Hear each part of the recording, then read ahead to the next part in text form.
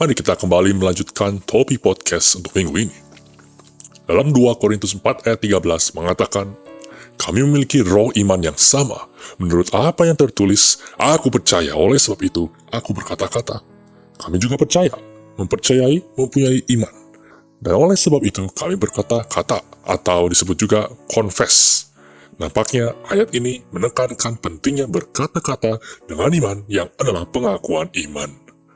Prinsip pengakuan iman yang keluar dari mulut lebih jauh didukung oleh Roma 10 ayat 8 yang berkata, firman itu dekat di mulutmu, yaitu di dalam mulutmu dan di dalam hatimu.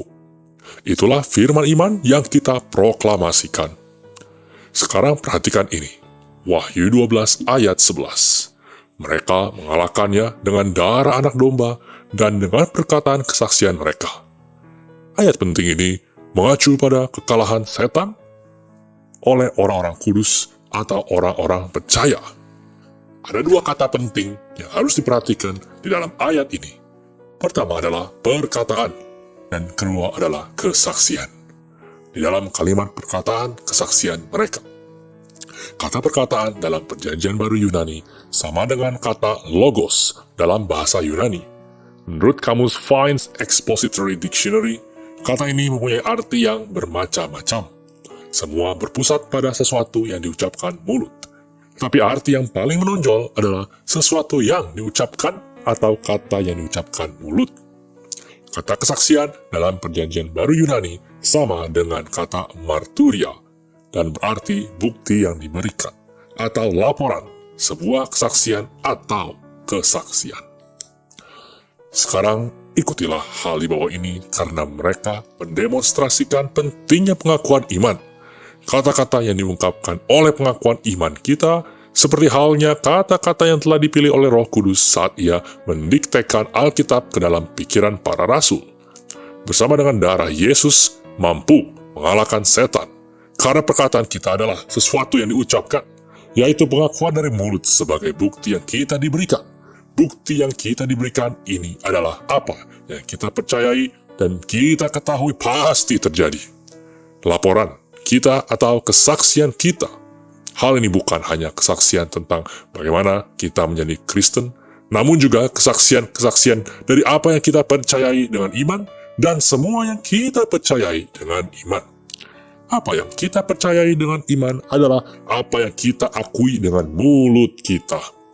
Sekarang, jika Anda telah mengikuti hal ini, maka jelaslah bagi Anda bahwa kata-kata rema atau kata-kata yang disingkapkan atau kata perwahyuan di belakang kata logos, yaitu kata yang tertulis, ini adalah setan telah dikalahkan oleh darah domba dan oleh perkataan kesaksian kita.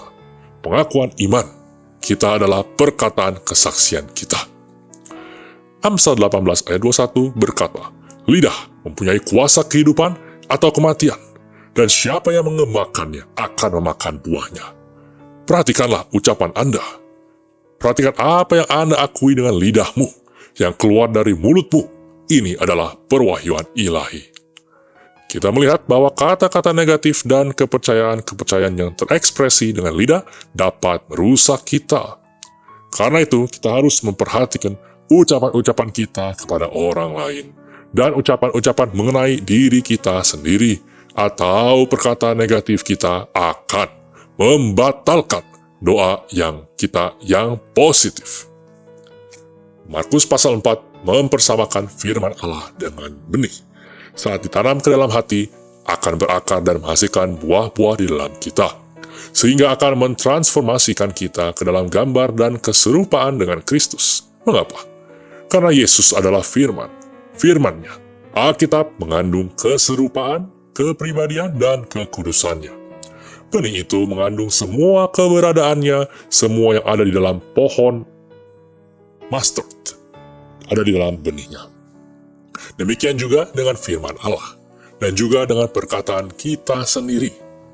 Perkataan, entah yang negatif atau positif, dapat berakar di dalam hati kita sendiri atau di dalam hati orang lain setelah kita mengucapkannya, serta dapat menghasilkan buah kehidupan atau kematian, yaitu mereka dapat membawa berkat atau kutuk dalam bentuk luka emosional dan sakit hati. hati yang terluka, atau roh yang terluka. Pengakuan negatif dapat berbahaya. Melaluinya, akar kepahitan dapat bertumbuh. Ibrani 12 ayat 15. Diikuti dengan ketidakmauan untuk mengampuni dan penghakiman akar pahit terhadap orang yang merendahkannya. Semua karena orang yang tersinggung itu telah meletakkan kepercayaannya kepada pengakuan iman yang negatif yang keluar dari mulut orang yang merendahkannya. Maka perhatikanlah ucapan-ucapan Anda. Mari berjalan dalam kuasa Roh Kudus dan mengupas tentang peperangan spiritual. Subscribe YouTube channel kami dan nyalakan lonceng notifikasi serta follow sosial media kami untuk mendapatkan konten Kristiani secara reguler.